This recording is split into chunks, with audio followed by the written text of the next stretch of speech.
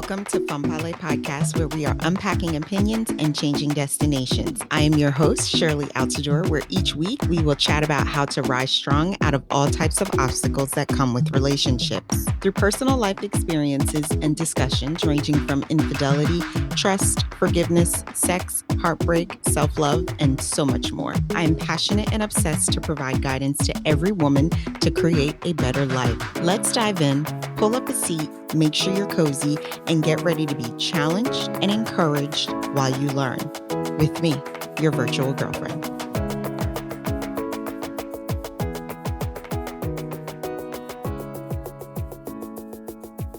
Welcome back to another episode of Fanpale Podcast. And today for story time, we do have a special guest with us today. We have Darlene. Darlene is a speaker, podcast host, personal branding, and online business coach who shows ambitious, heart-centered coaches, experts, leaders, and entrepreneurs how to create a profitable online business while making space for themselves and their families by speaking up and sharing their story. Darlene, I want to welcome you to the show. How are you today? Hello, Sherley. Thank you so much for having me. I'm so thrilled to be here with you and your community. Thank you very much for being a guest. So I'm going to pass you the mic again for you to speak more about who you are, what you do before you start your story. Yeah, perfect. So my name's Darlene Hawley. I'm a mama of 4. I have a 26-year-old, a 17-year-old, an 11, and just turned 8.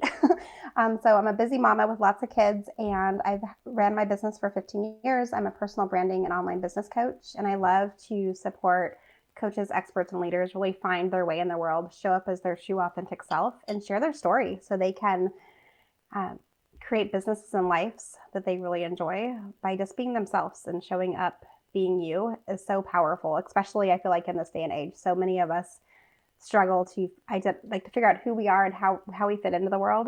And those of us that really take a second to just get clear on who they are and what they want to do and what their values and vision and mission is, it's so powerful. So I just love supporting people with finding that. That's wonderful. And, that's what's great, that you're passionate about what you do. And you're in a field that's just as important to me, helping women to become ambitious leaders and speak up and voice themselves, which is important because as women, we don't do that enough because we're scared of that bitch label that we're going to receive. So very true, Shirley. So we're going to hear your story and your, what got you to where you are today. So where do you want to start? Yeah. I think I would love to start with the fact that, so I already shared with you that I'm a mom, but my oldest son, you might have noticed, was 26 years old. So there's a huge gap between my kids. And so I was a teen mom. My oldest son, I was pregnant with him my senior year in high school. And then I graduated high school. And then a couple months later, I was a mama. And it's such a cool blessing to be a mom at such a young age. Like, I know that might sound a little crazy because I definitely wouldn't have planned it that way. But I really was able to find out who I was really quickly. I feel like I had to grow up really quickly and figure out what I wanted in life and what I wanted to do. And that was a real pivoting piece to creating the life that I wanted. I became a manager inside retail management really quickly. About a year and a half after I had my son, I worked my way up in retail management and got promoted to management really quickly inside, I call it big box retail. You might know it as Best Buy. And I learned so much during that time about what it was like to work inside of a company where there's high expectations, and retail is really quick and it's a lot of pressure. There's a lot going on at all times. And I just found that I had this inner struggle constantly is the word I'm looking for, constantly for myself, where when I was at work, I felt like I was missing so much with being home with my son. And then when I was at home with my son, I had all these demands and stressful things that were happening at work. And I felt like I just didn't have, at the time I was looking for what I back then would have called like work-life balance. Now I've kind of found that it's more of a harmony. There's really no such thing as work-life balance. But then I was just searching for something more for myself. I wanted something different and I wasn't sure what that was going to look like. And I just remember when my son was probably he was like 4.5 years old. And I knew I wanted something different. I wasn't quite sure what that was going to be. And then my life kind of happened to me. I lost my mom suddenly in a car accident. And she was my best friend, my biggest cheerleader, a huge support system for me with the career that I had at the time and with helping with my son. And it really was the turning point in my life where after I finished grieving and well, I don't know if I finished grieving, after I went through like that major grief part of losing her and like getting through so much of that time frame, I really knew that like it taught me that life was so short and we never know how long we have or what to expect or what that's going to be. And when I had already been struggling with like that inner struggle of knowing I needed something different and wanted something more, it really was the piece that catapulted me into deciding I had to do something different. I didn't want to keep living my life the way that I was. I wanted something more, something different. I wanted to be able to have more freedom and flexibility in my schedule with my time. I wanted to be home more with my son. And I wanted to have choices that I wasn't really able to have because of the work piece of pushing me out of my comfort zone a little bit. I got uncomfortable. I got a little bit courageous and started looking for something different. I was a loan officer for a minute. That wasn't quite my calling, but I got to play. Like that gave me a chance to kind of see what else was out there. And then I found business coaching. I ended up purchasing a franchise to start my own business. And it was exactly what I was looking for that piece of like finding some harmony in my life and being able to have my life on my terms versus feel like I was always at the beck and call of everybody else, never for myself. So that's a little the kind of the beginning, and that's what catapulted me into starting my own business and creating this business that I have now. I've been a business owner for 15 years, and I absolutely love it. And it's given me the opportunity just to support other people with finding their visions, their career paths, their platforms for speaking up, using their voice, helping them with messaging and communication so they can really put themselves in positions where they can find the life that they want versus staying kind of small and stuck like I was in the beginning when I was in retail management. Gotcha. So we are going to unravel that story a bit more. So were you approximately, 17 when you got pregnant with your son? Yep, I was a 17 senior in high school. Got it. And I'm assuming the reason you bring it up is all four of your children do not have the same father. That's probably why you brung it. They do not. They do not have the same father. And you also made a comment about being a teen mom. It's interesting that you say that because so the thought process that came to my mind, when we think back to our grandparents during that time, Yeah. I think the whole teen pregnancy kind of stopped with them because my mom was born in the 50s and that kind of was a thing that was starting to become phased out. It's interesting that you say, teen pregnancy is not something you should be happy about. But back in the day, teen pregnancy was the norm. Teen pregnancy was like, if you weren't pregnant with at least one child by the time you was 20, the big question was, what's wrong with you? Now it's it's seen as a sin. Oh, look at this girl. She's a whore and she's out having sex and this and that. She's going to be nobody. Immediately, people assume if you get pregnant at a young age, you're going to be nobody. And this is the world that we live in. And this is why, for me, speaking up is so important because teen pregnancy doesn't make you a nobody. You were blessed with this child at a young age. Yes. Okay. We're not promoting teen pregnancy, but your life doesn't end there. What happens. Okay. No one wants to get pregnant as a senior. We've all been in school. We know how hard it is just being a child in general and raising children. It's going to be hard because your parents have to step in or whoever your guardian is at the time is going to have to step in to help you. That's just facts, but it's definitely not a negative, no parent. I'm glad that you highlighted that. Uh-huh. Yeah, it's definitely I'm glad that you highlighted that because. Go ahead. I'm sorry. Sorry. Uh-huh. No, we both have a lag. I was just going to say it's definitely not a negative. When I bring it up, part of the reason I bring it up is to kind of set the stage for like being a teen mom. I was a single mom raising my son, trying to find my way in the world and not really sure at the time, like what that looked like. I was definitely never thought I would have been pregnant in high school. Like I always joke, I'm like, I wasn't one of those girls. I wasn't a girl who you would think would have gotten pregnant.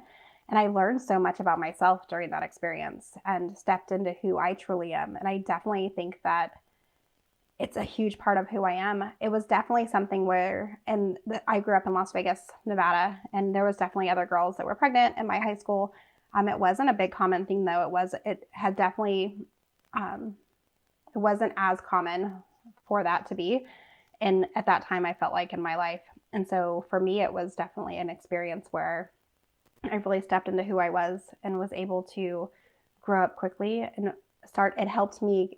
I always joke, I'm like, my son raised me just as much as I raised him, because we really grew up together in so many ways, because I didn't know what I was doing. I've had 3 kids after him, and I was older when I had those children, but I learned so much from him during that time frame. And I just love that. When I said that I would, I can't talk. Sorry. When I was reflecting back on the fact that I was a teen mom, and like maybe I would have chosen things differently had I had a chance to do it differently. I definitely wouldn't change any of it though, because it's definitely led me to who I am today and where I am in life. Exactly. That's great. Everything that we go through should be seen as a blessing, and we should learn from it, and we should want to change if we're not happy with something. But, I was pregnant at a young age myself. I got pregnant at 17. No, I actually got pregnant at 16. Child would have been born when I was 17. I didn't keep the child. But what it made me realize is I have to do better for the next generation being my daughter, who is going to be 15 in July. And I am very much of a realist. I'm not one of those parents that like to sweep things under the rug and act as though things aren't going to happen. I lost my virginity at 15, and anything can happen to your child. My child can get pregnant at 16, 17, 18, 19. And I tell myself it doesn't make him a failure. It just means you need to, maybe up your focus. Maybe as a mom, I need to step in and, give you some extra support, because now you have another human being that you are responsible for. Interesting thing that you say that. My daughter and I, we are very close, and we were having a conversation, and she threw me for a fucking loop. I said, "Are you going to have kids?" She says, I don't know, maybe yes. And I said, "Well, how old do you want to be when you have kids?" She says, I don't know, maybe in like 5-6 years. And I was doing the math, 15, 16, 17, 18, 19. I said, "You'll be 19, 20. And the girl had the audacity to tell me, "Well, if it happens, it happens, and I guess I just have to work hard." Girl, I didn't know what to say. I was like, I can't even be mad, because at the end of the day, what is there to be mad about? But some mothers would have most likely responded very negatively by that. But also right now, if I had responded negatively, I'm already creating a situation where I'm not allowing my daughter to voice herself and to speak up, because that's where the shit starts. And that's why women are scared to say shit, because I feel like it starts in the home with your mother. That's the closest woman that you have in your life when you're growing up. Yeah. And depending on how that situation is, will depend on a lot of shit when you are an adult, because it starts with childhood trauma. And then that childhood trauma, when not dealt with, then you have adult trauma on top of childhood trauma. So it's just shit that you end up having to deal with that's not dealt with properly. So it's just a rolling spiral. So I just wanted to make that point that, your son is a blessing. Your pregnancy was a blessing. It opened up your eyes for things, Darlene. So look where you are now. Now, the other thing you had said is your mother passed away. So when you said you were a single mother, I'm assuming your son is 26. So we're going to go back to when he was born, 1, 2, 3 years old. Did the father have no dealings in his life at all? You told the boy he was pregnant and he just bounced? He tried to hang out there for a little while. He was there for the pregnancy. And he was not there very much after he was born. He was, I call him, like, he was the occasional, and I mean occasional, like once or twice a year, he would stop by with a gift of some kind, trying to like prove a point and show up, but no, he wasn't there. Okay, I got you. wish he would have finally at some point stepped up, but no. Got it. He is in my son's life now that my son's an adult. After he turned 18, they did do some relationship repair, and he's a little bit in his life, which is great. But he wasn't there for me. He wasn't there for the moments of like his first steps and doing those things with us at all.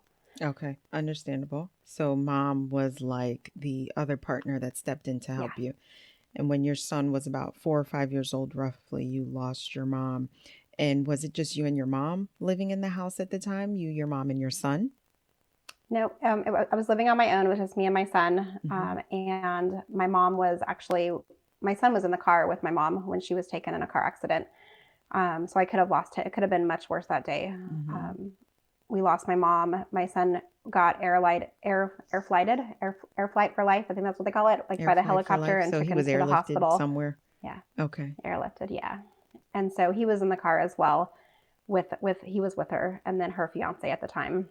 Oh. And so, yeah, it was a wild experience because at the time I was working out of town. At the time I was up in the Bay Area, and we're from Vegas, and I had to get back home quickly because all I got was a phone call saying that they were in an accident. And at the time I had no idea what was going on. It wasn't until I was getting on the plane that day in San Francisco, and I got a phone call as I was literally walking on the plane with my stepsister, and she told me that she had passed away, and that my mom, like I had been calling hospitals trying to find out information, trying to find out where they were, and no one could tell me anything. They weren't showing up in any of the databases at all. And come to find out later, it was because she had never even got taken to a hospital. So it was a lot of emotions, right, and it was far. Like it's one of the, not that being close would have changed anything and made any of it any better, but it was really hard to be like not right there in the same town in the same moment, able to get there quickly and find out what was happening. It was like this prolonged, like 3 or 4 hours of really not knowing a whole lot and trying to get home. Okay. So why was your son there? Was he there because you had to work, or were you traveling at this moment in time? Yeah, I was working. So he was in Vegas with my mom at the time, and I was traveling for work. I see. And so it was a time where it was just one of those bad timing moments, right? So how did that change your life with you losing your mom, the closest thing to you? You described that your mom was your best friend. How were things like after you lost your best friend? She was your biggest support system when you had your son, and she was the one you can turn to. So now that she's gone, what did you have to do? How did your life change? Yeah, it changed dramatically. When someone's, like any relationship, when you're used to having somebody there that's your confidant, your friend, your helper. She was such a great grandma. She helped with my son in so many ways, whether it was, just taking him on fun dates to go do fun experiences and excursions, or if it was because I was working and I needed extra support and she just needed to step in and help out and be grandma. She loved to be there for all those roles. So there was that piece to it. And then she was also my best friend. So like we grew up really close. I love like you shared that you and your daughter are really close. I have the 4 kids and I have one daughter, and she'll be turning 11.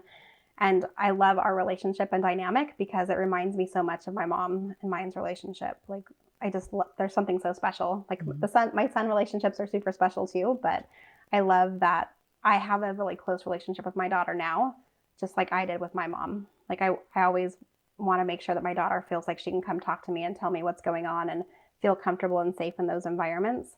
And I, for the most part, had that with my mom. I definitely will say that when I was a teenager, when I was pregnant, I was scared to talk to her in that moment, but we always had such a close relationship. And I knew if I needed anything at all, like my mom was always there for me. And that was the part that was the hardest, is losing her. Like you just want to pick up the phone and like talk about your day or tell something that would happen throughout the day. Like I just would be like, oh, I want to call my mom and tell her this thing. And she wasn't there anymore for those conversations. So that was, I think, the biggest shift, was just not having that person to go, curl up on the couch with and talk, or have a phone call conversation with, or go shopping, have dinner, and just have like that girl time together. Gotcha. Did you move back to Vegas or did you stay in the Bay Area? Because the Bay Area was just for travel purposes. You weren't living there. Yeah. No, I'm born and raised in Vegas, and I live in Southern California today. We've been out here for about 7 years, but I was back in Vegas after everything transpired. I wrapped up the commitment I had in the Bay Area and was back in Vegas within a few months. Got it. Okay. So now we're going to fast forward to your other children. Do those 3 have the same father? They do not. So I have 4 children. My youngest 2 are my husband's, and then my older 2, I have 2 different fathers. Got it. So 11 years later, is my math right? 11 years later, you have another son. Yeah, I think it was like right around 10. Yeah. Yeah. Yep. So you have another son. And what happened between you and your son and that son's father? We were great friends, but we just couldn't see eye to eye on a couple things in our the family dynamic of having another son inside before our relationship, and we worked on it, tried things out, things didn't work out, we ended up breaking up, and then we started to get back together, got pregnant. Things were still not working out though, unfortunately, and so though we tried here and there through that time frame, we just chose that it was better off for us to remain friends, and we actually have a beautiful co-parenting relationship. He's always been active in my son's life, which has been amazing, especially having a previous child who I had very little support from the father, and then having almost being back in that same situation. I wasn't as young anymore, which was good. Like I had a stabler career. I knew what I was doing. I kind of figured out, I don't know if we ever figure out parenting right, but I felt like I knew a little bit because it was my second child. And then though his dad and I weren't together, we really were able to figure out a way to co-parent that really has worked out really well. He's a junior in high school this year, and he's thriving and doing amazing. And he gets so much love from both households, which is great. That's wonderful. You have at least, you have one that wasn't there. I guess we can call him seasonal, not even seasonal, per diem dad. And then you had a good full-time father that was actually there, present and helping you, even though you guys were not together. Yeah. Got it. So let's fast forward 6 years. We're going to talk about your 2 children now. Your daughter's 11 and your son is 8, and they have the same father. So how did you come to meet your husband now, and how did that come to be? Yeah, that's actually kind of a fun story. So I've actually known my husband for probably 18 or 19 years. So I knew him already. He coached his nephew's soccer team, which happened to be my oldest son's soccer team when the boys were 7. He was helping coach the soccer team. And so I knew his family from soccer. And then when things didn't work out with my second oldest son's father, we just were hanging out, birthday parties, like from the kids getting together and different things. And we just started chit-chatting, and eventually we decided like, hey, let's go on a date. Let's see what this is like and see if there's something here. And we dated for a couple of years, and then we decided to get married. And then we had my daughter about a little less than a year after we'd gotten married. We had her. And then a couple of years later, we had my son, who just turned 8. And so we've been married for, let's see, she's turning 11. So it's just over 12 years, or it'll be 13 years this August. Got it. 12 years. And did he bring any 13. children into the relationship? 13 years, I think. 13 years? Did he bring any children into the relationship? He did not, no. Okay. No, he stepped in and was very willing to help parent my older boys. And then we decided we wanted a family together as well. At the time, I was thinking maybe just one child more, and we ended up having 2.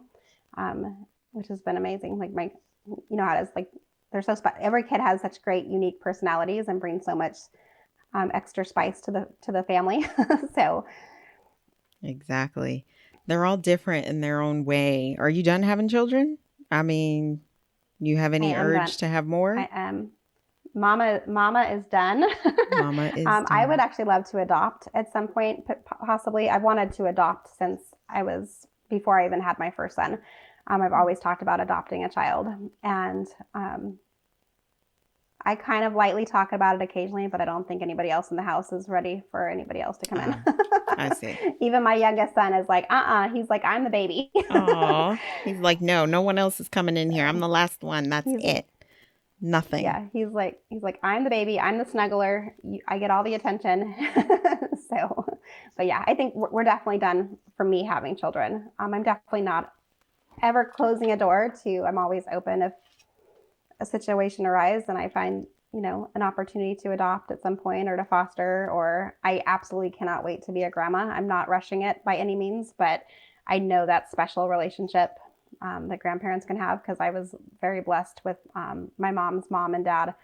My grandparents were always very active in my life, and I had a super close relationship with both of them. So I'm looking forward to that, like having that type of relationship one day where I get to do all the fun stuff and I don't have to stay up all night with newborns. Give them back. Yep. I'm like, all right, I did the fun stuff. You can do the other stuff. So yeah. You said grandparents. Were they still alive when your mom passed away? My grandfather was, and my grandmother had passed away about a year and a half. Earlier. About a year and a half to 2 years right before my mom died. Oh, okay. My grandmother had pancreatic cancer. Got it. And so I lost her right about when I was 20. Okay, gotcha. So he was about 2 years Grandpa old. still Maybe it was 2 young years. enough that he was able to step in at the time? He definitely helped.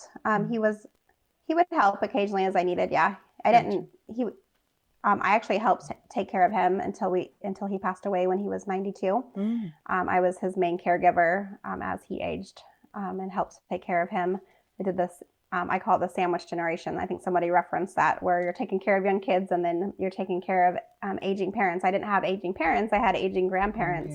Yeah. But my grandfather was one of my, he's still like, he was my favorite guy in the world. So that's great. I would do anything for him. We had a really special relationship. So yeah, he helped. He didn't have like big responsibilities, and I didn't put a lot on him for, keeping him for long stints of time, but we lived with them. When I came back, we lived with him for a little while when I was building a house, and he was there. He was very active in our lives. That's great. That's great. So now we're going to move out of your personal and into your business venture. So you commented that after your son was born, you were in the retail industry. About a year and a half after he was born, you went into management. Your whole time before you started your business, were you in retail the whole time? I worked for Best Buy for, I think it was 6 or 7 years. And then I transitioned to Gap for a couple of years. And Gap is where I retired from the retail world, became a loan officer for maybe a year, realized it was definitely not for me. It was not my passion. I like talking numbers for money, but I don't love crunching numbers for a living. Got it. I'm all about finding the profits and making money in that way, but the loan officer industry just wasn't quite my thing. So when I started searching for ways that I could play to my strengths and started looking at different careers that might complement what I was doing in management, I found coaching. A lot of what I did in my retail management career, I was in HR training and development, operationals, and those things really complemented over to the coaching industry, because I was really great at helping my employees move up in the company, helping them figure out what their dreams were, what they were doing, where they wanted to go. And that really plays a huge part in what coaching is. It's just asking lots of questions, getting curious, finding out what people want to do, where they want to go. And then I got the training for the business coaching piece to it through a franchise. I ended up purchasing a business coaching franchise and got all the skills, the tools, the knowledge I needed for implementing the coaching piece into businesses to help support them increase their profits and grow their business from there. So when you say business franchise, when I think of franchise, I think of like McDonald's and Burger King and, Chick-fil-A. Those are big franchises that cost quite a bit of money. So you're talking about someone already had a coaching business established 15 years ago and you bought it. Is that correct? I bought it basically just like what you were envisioning, like when you think of like the McDonald's or the Subways or like any of those places. It was a franchise. So they basically gave you all the tools, the knowledge, the information that you needed to set up your own business coaching practice. And they sold that same model to, I think at the time when I was with the franchise, there was like 1,500 coaches around the world that had purchased franchises to use the same tools and knowledge and IP and the intellectual properties of the company to grow our own businesses doing that. Gotcha. So I had all the tools, all the resources. Okay. How did you transition? So you left retail. You left retail management. You became a loan officer, which is two completely different things, but that's okay. Probably looked interesting at the time. How did you transition from loan officer to that business? Because where did you get your clientele from? Yeah. So I went through training not knowing. I had learned a little bit about marketing from being a loan officer, because a loan officer, you're pretty much an independent contractor. You have your own business. Even though I was working underneath an umbrella of a company, they didn't really refer leads or business over. It was a 1099 type of contract position. So I had started getting familiar with the aspect of, all right, like nobody, like when I worked at Best Buy, like I just had to serve the customers as they came in, right? I knew I did my job really well. I knew what I needed to do. I showed up, did what I had to do, but I never thought about the fact that where did the customers come from? Like, how did all these customers walk into the store? Like, where did this piece come from? So when I was a loan officer, that was definitely a new piece to the puzzle for me. I was figuring out what visibility was. I was going to networking events, making connections, introducing myself to people, figuring out like how to communicate, what it was that I did and how I could support them, and handing out. Back then it was mostly like on the ground networking, handing business cards and walking into businesses and connecting those ways. So I had started to learn about marketing and what that looked like, how to build those relationships so people knew who you were, what you did, and could refer business over to you if they knew somebody who needed you. And then when I bought the business coaching franchise, they taught me a little bit more about what that looked like. And it was definitely, I thought it was going to be a lot easier than it actually was. So like when you start a business, like most of us are really good at the technical piece of it, right? Like we're really good at a skill. So we start a business and we forget there's different layers to entrepreneurship. Like you almost have to have when you're the CEO, you have to have the vision, the strategy, like the growth projection of where you're going. And then when I'm coaching, like that's almost like the technician piece to the role. Like that's the part where you're just showing up, doing the work that you love. And so I had a really hard time balancing between the two, because I'd get a client, get excited, and then forget to market the business. And then the client would graduate from working with me. And then like, all right, I need more clients. Like, how do we figure out this thing? And so I had to really figure out like how the heck I'm going to market. How was I going to market my business? How was I going to get my name out there? And it took me a couple of years. It was definitely something I wish I could say that I like hung up my shingle as a business coach and it was like super easy. Clients found me and they walked in the door and it was like happily ever after. But it took a lot of personal development work for myself, working on my mindset, the confidence piece of, standing in my own power and being confident that I could go in and help these business owners. I was young too. I was in my mid-20s when I purchased the franchise. And so I was still young. So sometimes I felt like that was not a deterrent necessarily, but I definitely had people say like, you're kind of young to be a business coach. Like, what do you know about business? Like, what experience have you gone through? And I always felt like I had to justify back then.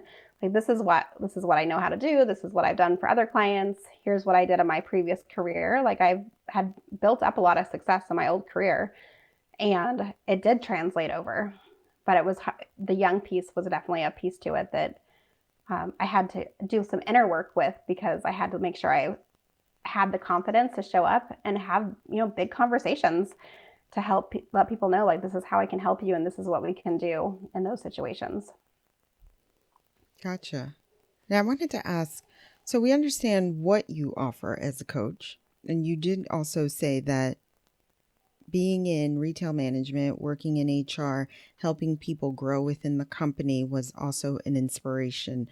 But out of all entrepreneurship businesses to do, why'd you pick coaching? Did your personal life also affect that decision? I think so. When I think back to junior high, high school, I was always somebody that people came to, and I was like the confidant, the friend that people wanted to talk to when things were happening. I was really good at asking questions, having a good listening ear, listening for what was coming up in those conversations. And they always came back wanting more information. Like, they're like, hey, Darlene, can we talk? So I think a lot of like who I am naturally, like I'm a very empathetic, nurturing, helpful type of person. Like, I just want to give my all to everyone, and I want to find the best things, like find people's strengths and find their, even sometimes like help them uncover like some of the things that they don't even realize are their strengths, or the things that they can use to help them stand out, like the pieces of their story that they might not even know are a part of them. Has always been something that I love doing. And so if I have an opportunity to sit back and people watch and ask questions and like talk to people, like that's just something that's always been a part of who I am. So when I found coaching, it definitely wasn't something where I was like, oh, I'm going to become a coach, because 15 years ago, most people, when I bought my franchise and I started networking and I would say I was a business coach, most people would ask me what sport. Nobody knew what a business coach was back then. Nowadays, I feel like it's pretty common. Most people can understand like, oh, you coach businesses. Okay, I get it. But back then it was, I didn't even know what a coach was when I interviewed for the position. I was actually recruited. I had my resume out on monster.com. I don't even know if monster.com is a thing, but maybe you remember It is. that website back then. Back then, girl, it's still in existence with Indeed. I mean, how old are you? I'm 44. Michelle, you ain't that old. I'm 39, girl. Stop aging yourself. Michelle, you are young. Embrace it. Okay? We are young. I mean, you are a little older than me, but what the hell does that mean? Monster still exists? Yeah. And they have Indeed and all this I haven't seen it though. It's still out there. There's tons of different things, but I just don't remember seeing Monster. I haven't seen Monster.com since like forever. So, but I had put my resume up there, and they had recruited me to come in and look at this opportunity. And at first I was like, I have no idea what a business coach is. I was like, it looks kind of cool though. Like, I was reading the job description. I was like, this sounds fun. Like, it sounds like something I would love doing. It's got a lot of what I did in retail, and it's got, like, it had my name all over it, like the coaching, the questions, like digging and asking questions to find out more information, and then strategy and brainstorming and helping people like create their personal brands and those different pieces. I was like, this sounds exciting. This is something I definitely want to look at more. Okay. So that's kind of what got me in there. Well, that's good. That's good. I mean, you took the plunge, and it ended up 15 years later. Do you still have the franchise, or have you branched off and started your own? I branched off it was about 3 years after I had started the franchise. It was extremely hard to pay royalties for the franchise, plus the expenses of the business, plus trying to raise my sons and do all those different pieces. It got really expensive, and it ended up not being as lucrative at the time for what I had been promised. So I stepped away from the franchise at that point, kind of took a step back and tried to figure out like, where do I want to go from here? What is this going to look like? And I found that I did love the coaching piece to it. So I kind of dug into how I was showing up, the tools that I had, and I couldn't, I had to separate myself in some ways from the coaching that I was doing because of non-compete clauses and different things like that. So I reinvented myself as a business coach and the type of clients that I wanted to work with and what that was going to look like and how I was going to support them. And I ended up creating my own systems and tools, which is what I use today in my business. So a lot of what I teach now is, I call it attract and stand out. Client attraction marketing, like putting yourself in a position so that you can attract your dream clients in and stand out in the industry by really making a name for yourself, being visible, communicating your message out into the world, showing up as your true self and creating a personal brand around you, not what everybody thinks you should do or what everyone has told you your life you should do, but really stepping in and owning who you are and allowing that to be the lead for your personal brand, not I think so often, I know for myself when I was, especially when I think about when I first started marketing as an entrepreneur, I was having a really hard time. Like, I spent so much time blending in and high school and like trying not to, I feel like I was like trying to like do what everybody else was doing and, not cause a a scene or like ruffle feathers. And then all of a sudden when you flip the script and you're an entrepreneur, you're doing the opposite. Like you can't be the same as everybody else. You have to stand out. You have to find the gap in the market space. You have to show up and share your story and show your personality, your skill sets, your quirks, the things that make you who you are, because that's what's going to make you relatable, and that's going to help you connect with the people that you're meant to work with. And when you blend into the sea of sameness, it's really hard to stand out and to grow your business, because then you look just like all the other entrepreneurs that are doing the same thing as you. And it's hard to get the recognition that you need to get people to say like, oh, I want to work with you too. Exactly. There's only one version of yourself. So it's important to walk into the room as you and not as your alter ego or something. So that's very important. So what is one thing as a business coach, as you are, with all the clients that you have, what is one thing that you see that you're working on for a lot of women, for a lot of your clients, that is like mutual throughout the board? Yeah. So one of the things that we talk a lot about, and I think with every single client that I talk to, and even the prospects or just people in my community that they struggle with, is communicating their message to the world, letting people know who they are and what they do and why they do it. And then speaking up for the matters that mean the most to them, like taking a stand for what's important, whether it's social justice, politics, your ideas worth spreading, like whatever it is that you're super passionate about that excites you about the work that you're doing, like putting yourself in a position so that you can speak up and not be afraid of what other people are going to think or say. And so many of my clients come to me in the beginning and they're a little bit unsure about what that could look like. They're not sure exactly how to communicate their message in a way that really feels in alignment with their values and what they're trying to do in the world. And the ideas and matters that mean so much to them. They want to find a way to give back to the community and do these different things, but they're sometimes just afraid of what that's going to look like and how they can set themselves apart. Because a lot of times they're doing something that there's a lot of people in the same industry. And they're like, so-and-so is already doing this. They've got a huge following. They've got a huge business. How am I going to come in and compete with this? And a lot of that is really finding the gap, like filling the gap in the market that's going to separate them from what other people are doing so they can make a name for themselves and get seen in the industry. Do you feel that has a lot to do with comparison, which is something big that women do? They compare before they even start the business or even do anything. They're already comparing themselves with someone who's been in the business 4 or 5 years and comparing themselves to that person. Yeah. I call it comparisonitis. Comparisonitis. I'm like I don't know. I don't know if it's an actual word, but I feel like I made it up, but I've heard it other places too. So it must be a real word. But it's the comparisonitis piece, right? Like we compare ourselves on so many levels, and it's so not fair because we each are so worthy in our own self. But it's almost, I think it's the society piece. Like we are just meant to look and see what everybody else are doing. It makes me think of like when I was a kid, there was that phrase like keeping up with the Joneses. We were constantly trying to see what we always have an eye on whatever everyone else is doing, that we don't pay attention to like, do I even want to be doing this? Does this even light me up? Is this a strength of mine? And that's one of the pieces that I talk to a lot of my clients about. Like, let's create a business that's surrounded around you, that's simple and fun and lights you up so that you can show up each day doing work that you love, that doesn't feel exhausting. Because I know for myself, if I go on social media and I see another business coach who does something similar to me, if she's, doing something new, she's doing TikTok dances, and then all of a sudden I'm like, well, crap, now I have to go do TikTok dances, and I don't even know how to do a TikTok dance. Like there's that comparisonitis. Like, do I need to do what she's doing because that person's doing it as well?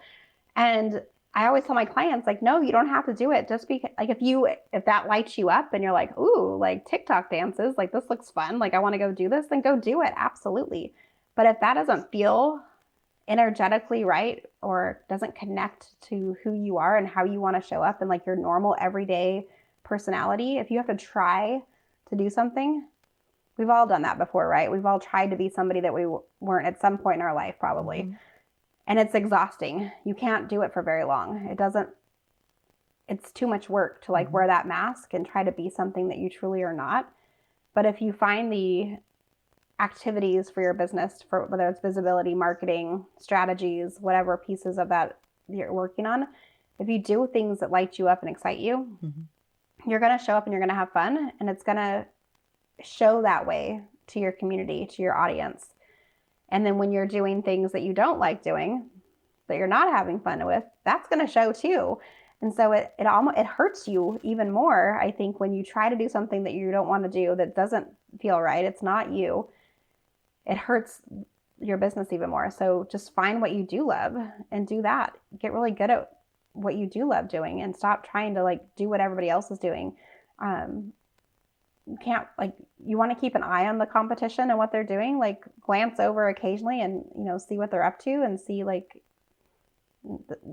just so you can have like an eye on the industry. But so often we just watch what everybody else is doing, and it sucks the creativity out of us, because we're like, oh, well, I was going to write a blog post about this thing, and I just went online this morning and saw that so-and-so wrote one already, so now I can't do it.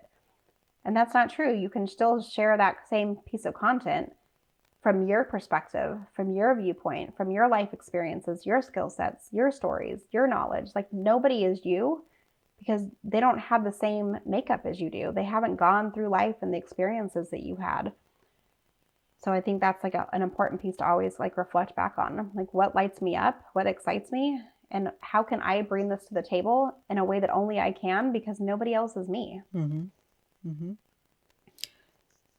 How has your life, between the trauma that you have faced, teen pregnancy, you have 4 children, 3 fathers that you have to, even if we're talking about the first one, that choose not to be, you still have to find healthy balance and co-parent, between your mother's passing, failed relationships. How have the trauma molded you to who you are right now that is a benefit to your clients? Such a beautiful question. We all experience such different things, and there's definitely the trauma pieces, which I would change in a heartbeat for sure. But most of the other pieces, like, I don't think about the relationships as like failed relationships, even, because they made me better for who I am today. Like, I wouldn't be where I'm at today if I hadn't gone through those trials and tribulations. And I know for myself, I grow so much. I'm a lifetime learner. Like, every experience, like even if I'm at my darkest moment, like I'm still finding ways to, find the sunshine in the day, and find ways to move forward and to hold on to who I truly am, and keep striving to get where I'm trying to go, and do that. And sometimes it gets icky, right? Like, there's failed relationships, there's days and months and weeks that, don't go the way that they're supposed to. Things happen. But I think at the end of the day, the reason that the position that I'm in now, serving clients, like I've experienced so many different things. I can bring so much different insights, whether it's to one of my clients right now is going through a really hard time, and I'm not just her business coach. Like, I'm her friend. I'm her family member, like, in some ways. Like, I build relationships with people that they bring me so, and I'm so invested in their future. It's not just about their business. It's about their personal life and the work that they're doing in the world. And they become friends. They become family. Very true. I think that's like the special piece to it. I'm not just invested trying to get them to have successes in their business. I want them to be successful in life. I want them to feel like they can thrive on every level of who they are. And I love that I build that kind of connection with my clients, because I don't think that everybody has that type of relationship with their coaches. Like, I know a lot of coaches that have similar styles, but I also know others where it's all business and no play, and there's no room for like getting to know people and really connecting at that deeper level. And that's what connects me to my clients, like, where I'm relatable, I'm real. I'll tell you my struggles. I'll tell you my successes. I'll tell you when I fall down and I have to pick myself back up. And sometimes I have to reach my hand up and say, like, I need help too. Like there's just like this beautiful give and take in the relationship. And I think that plays really powerfully with my clients and my coaching, and that my clients know that it's like there's more to it than just the success for growing the business. They can actually move their life forward as well. Exactly. And know that they're not doing it alone. There's the accountability, the connection. That is very true. You make a big point about, as a business owner, you're not scared to share your story. When I was looking for a counselor for hubby and I, when we needed someone to talk to, one thing I respected so much about my counselor is they extremely identified with our situation, because not only were they book smart and doing certain things by the book, but they had life experience to share with us. And to me, that is very important. Yeah. Book smart is one piece, but if you can generally relate to what I am going through, for me, that's huge. Because if I'm having relationship issues, but let's say you yourself has never been through infidelity, maybe for someone else that might not be an issue. That's why even with counseling and any other business that you go into, you have to shop around. Like anything you do, the first person you meet may not be a good fit. The second person you meet may not be a good fit. The third person you meet may not be a good fit. It may be that fourth one where the puzzle fits just right, because you have to find a good match. And although that might not be an important piece for someone, but to me, life experience is important.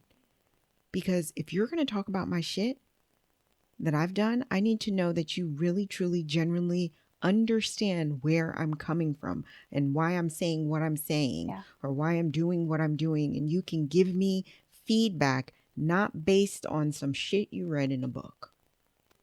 So that goes the same for you, being able to identify with your clients, being able to take off that business coach hat for a minute. It doesn't mean, you're going to be besties with your client and stuff like that, but generally, really, truly understanding what these people are going through, taking that hat off, putting the other hat on, and listening to them, because a lot of times that's what people want. They want someone to listen to them. I'm not telling you need to tell me what to do, or you really need to understand, but listen. So in your situation, that's totally understandable. And that's a good practice to have in your business, because people can relate to that. Yeah. The last thing. Yeah. And that's what I was saying, that's like that's the connection piece to it, is that we all have different walks. We've all had different experiences, and they may not be the same. And most of the times they're not, right? Like most of us have completely different stories. Like that's what is so cool. I have a podcast called Attract and Stand Out, and I specifically share stories of entrepreneurs on a journey to create their life and business, because I want to hear like all these different stories of what makes people excited to do the work that they do, what lights them up, what struggles do they have, what challenges do they have. Like we're each also uniquely poised to do the work that we're doing. And I love that it's like relatable.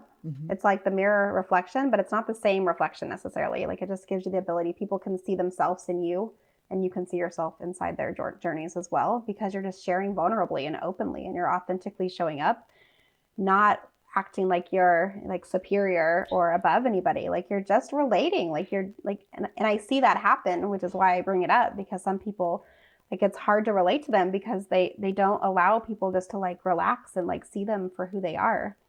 And I think it's important as entrepreneurs or leaders inside companies, like just to allow people to see you for who you truly are, because that's what's going to push you both forward. It's almost like you're lifting each other up together at the same time, because we all have different walks. We've all have different experiences. And when we let people see that, magic happens. And when we don't do that, like it's hard to connect. It's hard to find the right people that you are connecting with, whether it's for business or relationships or anything, right? Exactly. So what is one piece of advice before we wrap up today that you want to offer your listeners? It could be based off of your business life, your personal life. I think I'd like to leave with saying, like, show up as your true self.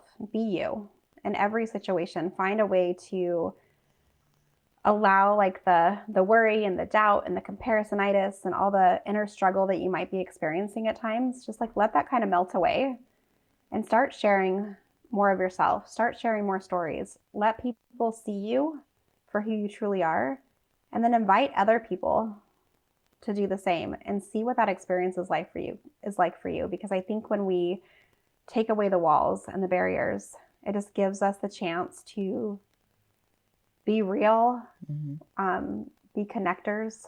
Like we're humans. We're not robots. We're not other things. Like we need that human connection point. So let people see you. Let people hear your story. Invite people into conversation, and bring yourself into, like, surround yourself with lots of different types of people so that you can hear experiences. I think one of the things that is the hardest is we grow up in our households, right? And we have our parents and our grandparents and our aunts and uncles and cousins and family members, and we learn certain ways. And then as we become older, we experience like friends, and we see like different viewpoints, different styles of different personalities, different backgrounds, different things like that. And it just opens our eyes in such a beautiful way. So find ways to speak up, share your story, and also invite other people to share their story. Hand the microphone over, hear other people's struggles, challenges, successes, weaknesses, and just let people see you for who you are and invite them to be seen as well. Wonderful. Show up as yourself, Darlene had said. Don't have comparatinitis. We don't know if that's a word or not, but it sounds good. She's heard it said before. It's a word now. It's a word now. And we all suffer from it. I mean, let's be honest. I know there are many times I've compared my podcast business to where someone else is when I first started. And even now to this day, it's reality. We're human. We're imperfect. We do things that we know we should not do. But healing never ends. We already know that. Healing is continuous. You always want to try to maintain a high level. You know, when you drop down to that 60-50 level, you want to get yourself back up to 70 to 80. I don't think you're ever going to be at 100. You may have maybe a portion out the day, an hour or two out the day where you're at 100, but maybe 2 hours later you drop down to 90 because something triggered you. Healing is continuous. Yep. You know, show up as yourself. Be who you are. And that's what's important, because there is space and room for you in whatever business venture that you want to create. You just need to know how to show up as yourself, and the right people will come. One thing I want to leave and let you guys know is when you're starting a business, the mindset of thinking you are going to help everybody and cater to all, that's a damn lie. Get that out your head. You are going to attract your family of people. And believe me, the people you attract, the family that is going to be your following, that's going to be the little group that you create, it's going to be quite large. There are billions, zillions of people in this world. There is space and room for everybody. Prime example means Darlene. We have 2 podcasts. We each have a podcast, I should say. I have a podcast. She has a podcast. Similarities in a lot of ways. I'm sharing a story based off of relationships, regardless if it's platonic or romantic. Her podcast is very similar, sharing stories. But as you can see, we're 2 people who have podcasts, she's a guest on my show. That shouldn't hold her back from still wanting to pursue her dreams, because she's going to attract her people. I'm going to attract mine. So, you know, sometimes we have this like, I'm going to do me. Fuck what they doing. I'm not going to help them, or I'm not going to do that, or I'm not going to share this, or I'm not going to do that. Come on. We need to get that out of our heads, because you're going to attract who you attract. That's just the bottom line. A business is like a relationship. Just like in a relationship, you attract who you attract. There's so many fish out in the sea. So we just need to get that out of our mindsets, be who you are, and the right people will come. So we're going to end today's show. As always, I want to thank you for listening. And remember to love yourself, voice yourself, and be yourself. Until the next episode, guys, have a great one. Thanks for tuning in to Fanpale Podcast. If you want to continue the conversation or share your takeaways, I want to hear from you. Head on over to the website or join our Facebook community and comment your favorite part of the show or share your thoughts. I want to hear what you have to say. Don't forget to rate and subscribe to the podcast so you never miss an episode. Chat with you next week.